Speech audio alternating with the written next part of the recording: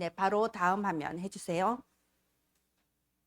여러분, 요즘 정말 많이 더운데 여러분 너무 애쓰셨습니다.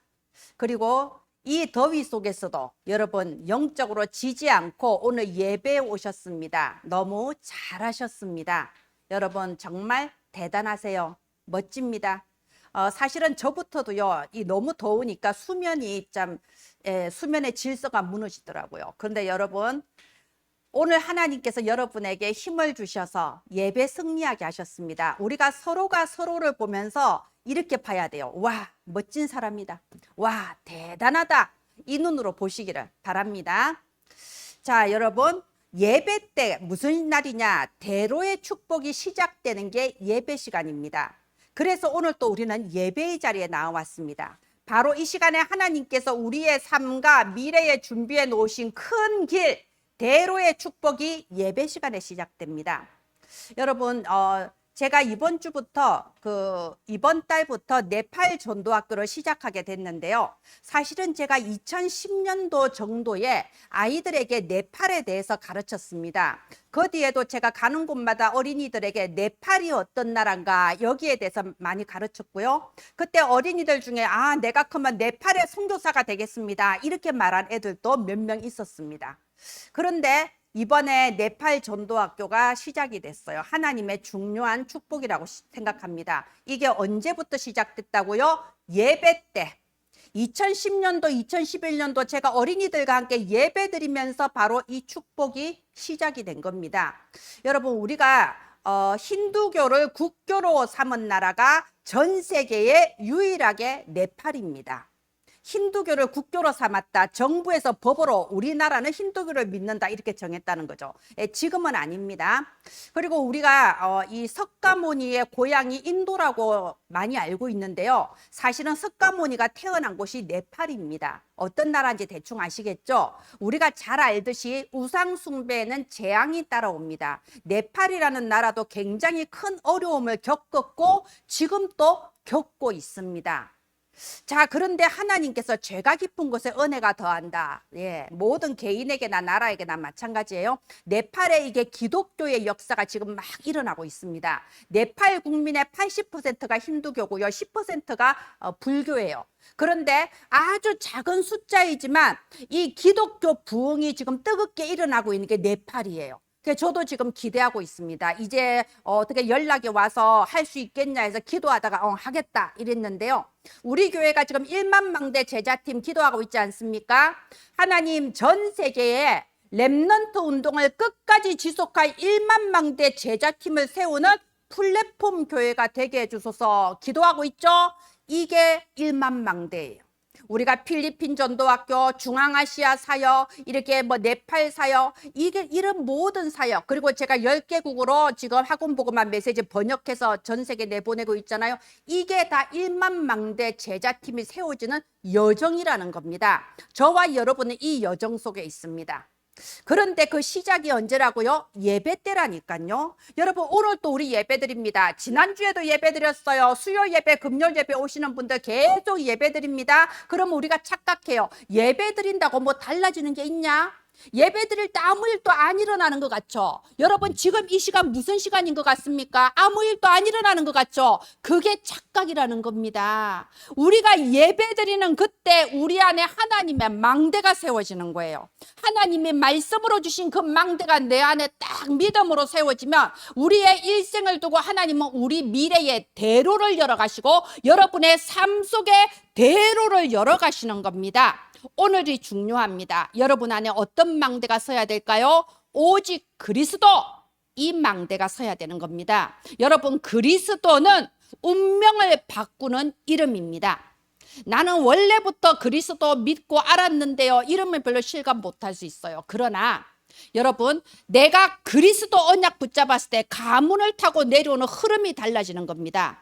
내가 그리스도 붙잡았을 때 내가 분명히 걸어가야 될 그 멸망이 완전히 끊어지고 하나님의 응답과 축복의 흐름 속으로 들어가는 겁니다. 그러면 내 삶 속에서 운명이 바뀐 증거가 하나하나 나타나요. 그게 하나님의 나라와 그 일이라는 겁니다. 내 인생에 하나님의 나라가 임하는 겁니다. 내 가정에, 내 가문에, 내가 하고 있는 모든 업 속에 성삼위 하나님 통치하시는 하나님의 나라가 임하면서 내 운명이 바뀌었다는 증거가 나타나요. 이걸 어떻게 분별하냐? 오직 성령. 고린도전서 2장 10절부터 14절에 이런 부분이 있습니다. 영적인 것은 영적으로라야 분별하느니라. 성령을 받지 못하면요, 하나님 나라의 일이 보이질 않아요. 뭐가 그렇게 그리스도냐? 누려지지가 않습니다. 그런데 하나님의 영 성령을 받으면요, 하나님께서 우리한테 주신 축복이 뭔지 깨달아지고요, 진짜 응답이 무엇인지가 보여집니다. 왜요? 성령은 진리의 영이시거든요. 이 진리의 영 성령이 임하시면요, 우리의 눈이 열려요. 분별력이 생깁니다. 자, 우리의 과거의 모습, 어쩌면 지금의 모습일 수도 있죠. 어떤 문제가 하나 생겼다. 문제도 아닌데 나는 그걸 문제로 인식이 됩니다. 그러면 내 안에서 구청석탑을 쌓아요. 옛날 우리 할머니도 하는 말 있죠. 뭐 하나 생각하면 혼자서 구청석탑을 쌓는다고. 막 전부 다 이제 점점 안 좋은 쪽으로 생각이 막 발전하기를 시작을 하는 겁니다.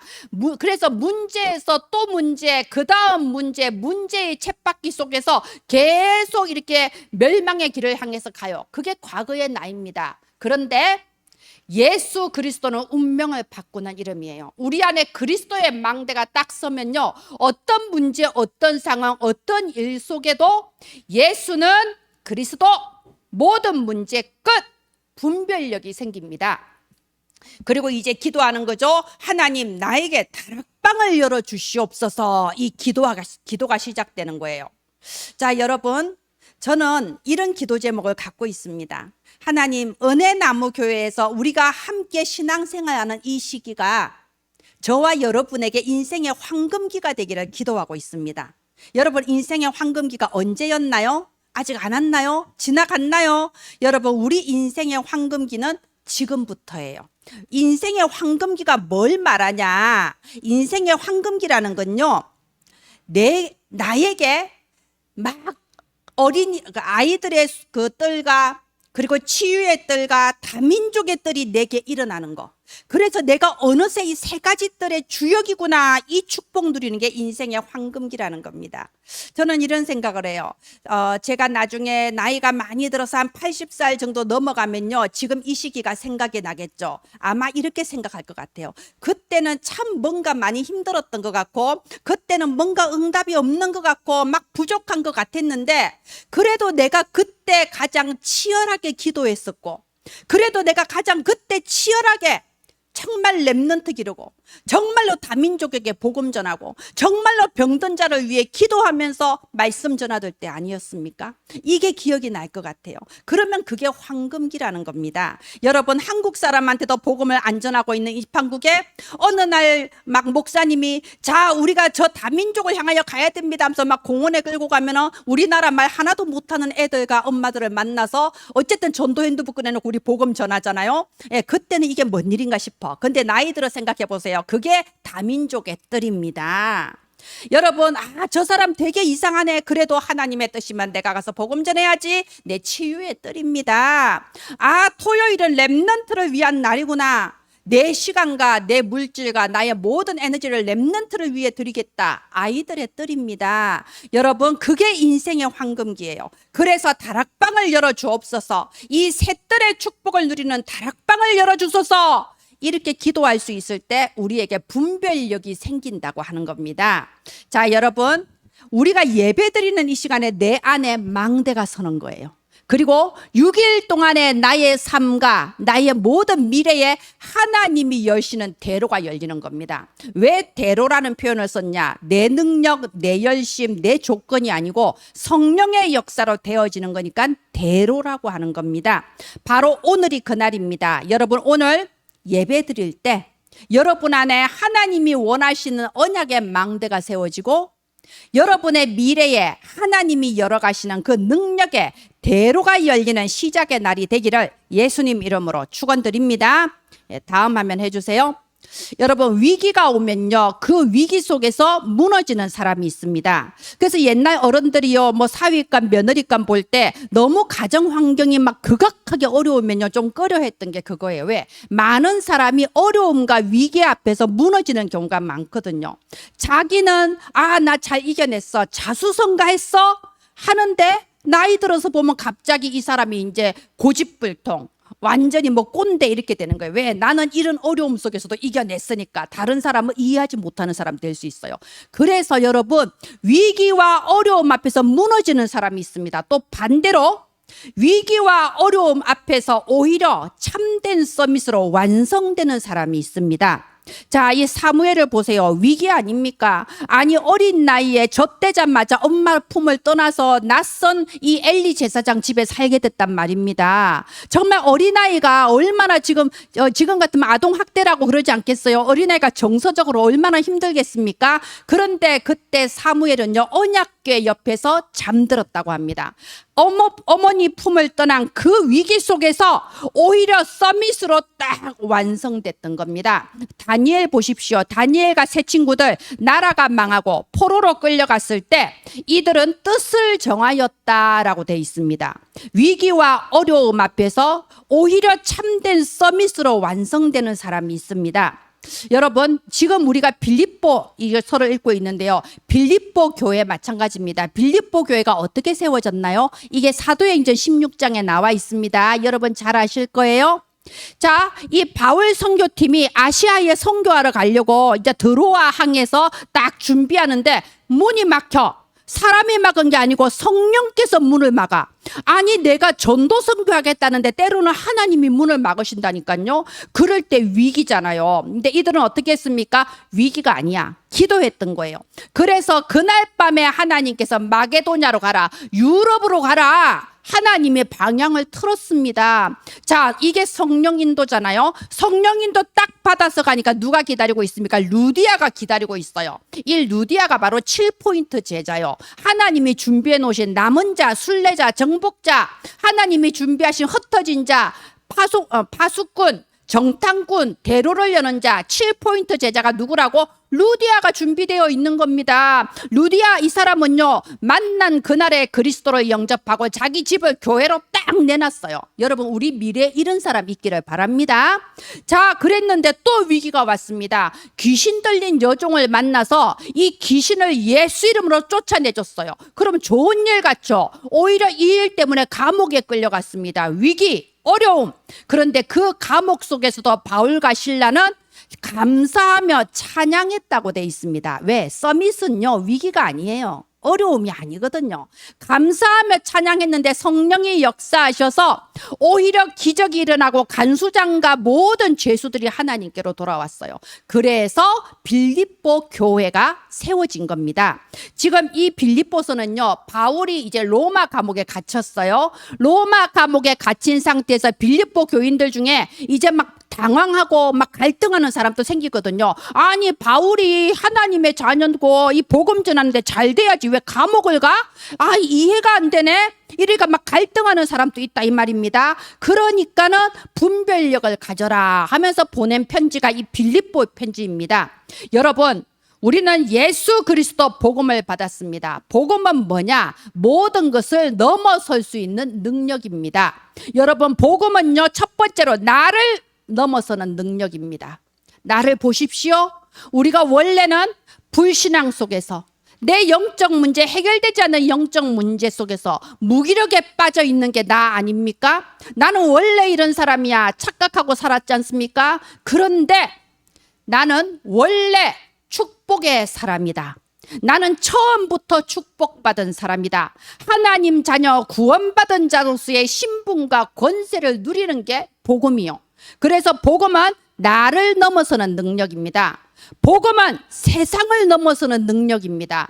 여러분, 이 세상의 기준은요, 잘 돼야지 그게 축복인 줄 압니다. 커져야 축복인 줄 압니다. 많이 모여야 축복인 줄 압니다. 높은 자리에 올라가야 축복인 줄 압니다. 과연 그것이 복음이고 그것이 축복일까요? 자, 여러분 보십시오.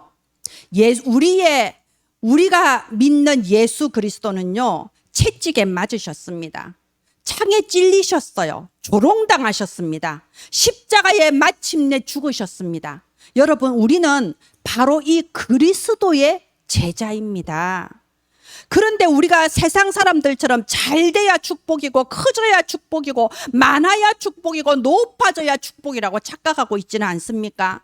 그래서 여러분, 복음은요, 이 세상의 기준을 넘어서는 능력입니다. 우리는 그리스도의 제자예요. 그리스도의 제자는 고난도 넘어서고, 환경도 넘어서고, 축복도 넘어서는 사람입니다.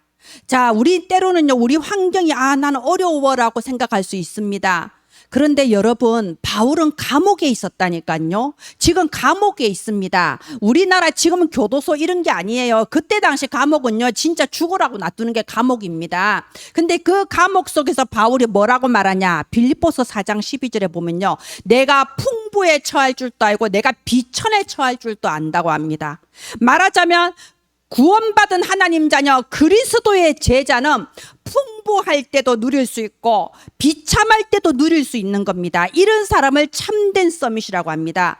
그리스도 복음 가진 자는요, 하나님께서 그 삶에 축복도 주십니다. 분명히 축복도 하십니다. 그러나 축복도 넘어섭니다.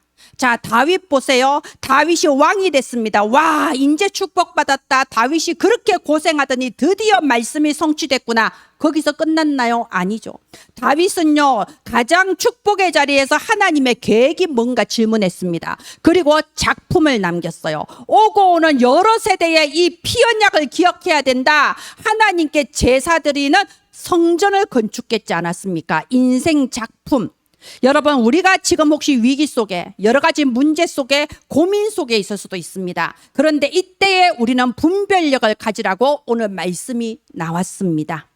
하나님은 지금 이 어려움 속에서 우리를 참된 서밋으로 세우고자 하십니다. 바로 이 시간표의 축복 누리기를 예수님 이름으로 축원드립니다. 예, 다음 화면 해주세요. 구원받은 하나님의 자녀는 하나님께서 대로의 축복으로 인도하십니다. 그 모든 길을 인도하십니다. 근데 그 길이 무슨 길이냐? 오직 유일성 재창조의 길입니다. 여러분, 우리 성경 속에 7 렘넌트가 있고요. 히브리서 11장에 많은 믿음의 영웅들의 이름이 나옵니다. 그런데 그 시대 사람들에게 물어보면요, 누구지? 이름도 모를 수도 있어요. 그 시대 사람들에게 물어보면 그 어리석은 자, 현실을 모르고 엉뚱한 것을 선택한 자, 이렇게 보여질 수도 있습니다. 그러나 하나님은 우리에게요, 이들은 오직 유일성 재창조의 그 축복을 받았다고 말씀하고 계십니다. 한 사람도 위기를 당하지 않은 사람 없어요. 그러나 그들은 그 위기 속에서, 어려움 속에서 분별력을 가졌습니다. 바울을 한번 생각해 보세요. 자, 바울에게 있어서 최고의 위기가 무엇일 것 같아요?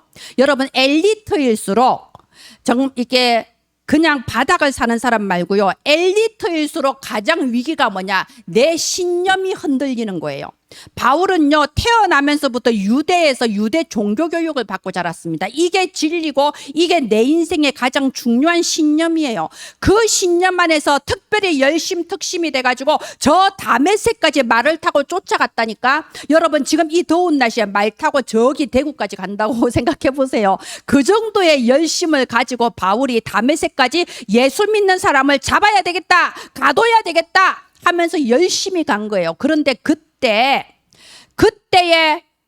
환한 빛 속에서 예수 그리스도를 만난 겁니다. 누구시오 하니까 나는 네가 박해하는 예수다. 왜 나를 박해하느냐? 네가 나를 박해하는 게 네가 스스로 고생하고 있는 거다. 그럴 때 여러분, 바울이요, 눈이 멀었습니다. 이 강렬한 빛에 눈이 멀었다고 돼 있어요. 그런데 바울에게는요, 눈이 멀은 것이 문제가 아니에요. 눈이 멀은 게 위기가 아니라니까. 뭐가 위기냐? 내 신념이 무너진 거예요. 내가 평생 이것이 진리다, 이것을 위해서 내 목숨도 내놓겠다고 달려갔던 그것이 산산조각 나버린 겁니다. 그야말로 모든 자기의 자아가 깨어지는 위기를 겪었어요. 근데 거기에서 바울은요, 오직을 찾은 겁니다. 오직 그리스도였구나. 나중에 빌립보서 4장에 이렇게 고백하지 않았습니까? 내가 원래부터 유대 집하고, 내가 원래 왕족인 베냐민 집하고, 내가 원래 어렸을 때부터 유대의 종교학자고, 그러나 이제는 이 모든 것을 배설물로 여긴다. 이 모든 것들을 내가 오직을 붙잡는 발판으로 여긴 겁니다. 그리고 자기에게 주신 유일성을 찾았습니다. 뭔가요? 이방인과 임금들에게 복음 전할 그릇이다. 이것이 바울이 발견한 나만의 유일성이었던 거예요. 이것이 하나님께서 내게 주신 특별 미션이구나. 나는 이방인들에게 복음 전할 사람이다. 나는 회당에 들어가서 후대에게 복음 전할 사람이다. 나는 저 로마 황제를 만나서 왕들에게 복음 전할 사람이다. 자기의 유일성을 찾았습니다. 여러분, 우리는요, 교회를 일요일에 교회 간다. 이게 그리스도인이 아닙니다. 그리스도께서 내게 주신 특별 미션, 나에게만 주신 미션, 그 유일성을 찾았을 때 그때 비로소 우리의 인생이 하나님의 능력으로 살아가는 유일성의 여정이 되는 겁니다. 그리고 우리의 미래는 재창조의 열매를 남기게 되어 있습니다. 하나님께서 저와 여러분을 사랑하셔서 그리스도를 깨닫게 하시고 우리를 통하여 작품을 남기고자 하십니다. 예, 다음 화면 해주세요. 여러분, 이 세상에는요, 만 가지 문제가 있습니다. 얼마나 지금 또 기상이변과 지진과 그리고 산불과 그리고 각종 이상한 질병과 마약과 전쟁과 범죄가 일어나고 있습니까? 세상에는 만 가지 문제가 있습니다. 그런데 답을 몰라요. 답을 모르니까 좌충우돌할 수밖에 없습니다. 마치 원숭이가 우리 속에서 막 고함 지르면서 그 새창살을 잡고 흔드는 것처럼 답이 없는 세상 속에서 뭔가 방법을 찾아서 좌충우돌하고 있는 게 이 세상의 모습이에요. 교수도 답을 몰라요. 정치인도 답을 몰라요. 경제인도 답을 모릅니다. 아는 척하고 있을 뿐입니다. 그런데 하나님께서 여러분에게는요, 완전하고 유일한 답을 주셨어요. 예수가 그리스도입니다. 하나님의 나라가 임하면 됩니다. 이것을 오직 성령 충만 받을 때 내가 이걸 나의 권능으로 체험하며 사는 겁니다. 완전하고 유일한 답을 받았습니다. 그런데 문제는 이게 내 안에 망대가 안 되는 거예요. 내 안에 흔들리지 않는 망대로 딱 써야 되는데 이게 안 되니까요, 자꾸 생각 속에서 속는 겁니다. 여러분, 생각 속에서 속아버리면 아까 말한 것처럼 9층 석탑을 막 쌓아가면서 다람쥐 쳇바퀴를 돌면서 지옥 속에서 사는 거예요. 좌충우돌하는 겁니다. 지금 빌립보 교회가 지금 그런 상황인 거예요. 여러분, 진짜 이 분별력 너무 중요합니다. 제가 지난주에요, 월요일부터 목요일까지 속았다니까요. 뭔가 문제가 아닌데 나는 문제인지 알고 막 속았어요. 그래서 그걸 내가 지금 속고 있다는 걸 스스로 알아.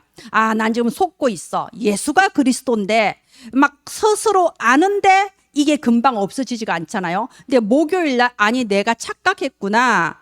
내가 오해했구나. 이걸 깨달았어요. 그래서 제가 이번 주 말씀, 하나님이 나에게 분별력의 말씀을 선포하게 하시려고, 하나님 나에게 분별력을 주시옵소서. 진짜 내 생각, 내 스타일, 내 패턴이 아니고 성령인도 받게 하옵소서. 정말 저 붙잡아졌습니다. 저는 오직이 아니면 안 돼요. 왜? 내가 순간순간 생각해서 속거든요. 자, 그래서 오늘 바울이 어떻게 기도했습니까? 빌립보서 1장 9절 보십시오. 내가 기도하노라 너희 사랑을 지식과 모든 총명으로 점점 더 풍성하게 해서 어떻게 한다고요? 지극히 선한 것을 분별하게 되기를 내가 기도한다고 되어 있습니다. 여러분, 우리를 향한 예수 그리스도의 기도로 받아들이기 바랍니다. 지극히 선한 것을 분별할 수 있게 하옵소서. 기도합시다. 하나님께서 여러분을 부르셨습니다. 특별 미션을 이미 딱 준비해 놓고 여러분을 부르셨습니다. 은혜나무 교회로 모으셨습니다. 이걸 보고 부르심의 소망이라고 합니다. 하나님께서 저와 여러분을 한 교회로 모으시고 한 비전을 바라보며 전도운동, 선교운동, 후대운동, 아이들의 뜰, 이방인의 뜰, 치유의 뜰, 1만 망대 70인 동력자 7포인트 제자 같은 제목으로 기도하게 하십니다. 플랫폼 파수망대 안테나의 축복 누리게 해달라고 기도하고 있습니다. 이것이 부르심의 소망이에요. 하나님이 우리를 부르셨습니다. 그렇다면 이제 우리는 인생에서 가장 중요한 것이 뭔지를 분별해야 됩니다. 정말 내가 지금 고민하는 거, 그 고민 아닙니다. 문제라고 생각하는 거, 문제 아닙니다. 진짜 중요한 게 뭘까요? 하나님께서 나의 지금 이 문제, 내 어려움 모르시겠습니까? 하나님이 원하시는 거, 하나님이 가장 기뻐하시는 거 3가지 뜰입니다. 하나님은 나를 통하여 아이들의 뜰, 이방인의 뜰, 치유의 뜰을 지금 또 만들고 계시고 이루고 계신 겁니다. 그래서 여러분 이번 여름에 기도 제목 뭐라고요? 하나님 다락방을 열어주옵소서. 진짜 7포인트 제자 일어나는 다락방 내게 주시옵소서. 진짜 아이들이 살아나고 정말 다민족이 살아나고 병든 자가 치유받을 수 있는 그런 새뜰의 축복 누리는 다락방을 열어주소서. 문제에 속지 말고 하나님이 원하시는 기도하는 것이 바로 성령 인도입니다. 예, 마지막 화면 해주세요. 하나님은 우리의 미래의 7포인트 준비해 놨습니다. 바울이 드로아에서 문이 막혔을 때 기도하면서 성령 인도 받아가니까 루디아가 준비돼 있고, 감옥에 가니까는 간수장이 준비돼 있고, 그렇죠? 하나님은 우리가 성령 인도 받으면요 반드시 흑암이 쫓겨나고 결박되는 성령의 역사가 나타나고, 거기서 흔들리거나 빼앗기지 않을 성령의 열매, 진짜 제자 일어나게 돼 있습니다. 그럼 중요한 건 성령 인도죠. 성령 인도 받으면 나머지 따라오잖아요. 어떤 게 성령 인도 받는 걸까요? 여러분 기억하세요. 가장 중요한 시작은요, 내 생각을 내려놓는 거예요. 우리는 누구나 이만큼 살아오면서 나의 가치관이 이미 형성되어 있고, 나는 이런 사람이다, 나만의 라이프 스타일과 패턴이 이미 다 정해져 있습니다. 저도 마찬가지예요. 내 스타일대로 삽니다. 저의 패턴이 있습니다. 그래서 저는 이번 주에도 이렇게 기도할 거예요. 하나님, 내 생각 다 내려놓고 성령 인도만 받게 하소서.